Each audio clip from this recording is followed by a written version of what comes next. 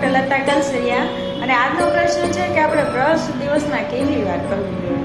હવે મારો જવાબ છે કે ઓછામાં ઓછું 2 ટાઈમ તો કરવું જ જોઈએ. સવારે તો મોટા ભાગે બધા લોકો કરતા જ હોય છે, બરાબર, પણ રાતે સૂતા પહેલાં કરવું ખૂબ જ જરૂરી છે. સવારે કરો ને એના કરતાં વધારે જરૂરી છે. શું કામ? તો કે આપણા મોઢામાં લાળ આવે ને, એ આપણને બેક્ટેરિયા એટલે કે જીવાત સામે રક્ષણ આપવા માટેનું કામ કરે. હવે દિવસે લાળ આવે એના કરતાં 10 ગણી ઓછી આવે રાતે. રાતે ખાઈને હોઈ જાય ને જમવાનું થોડું ઘણું તો દાંતમાં ભરાયેલું પડ્યું જશે.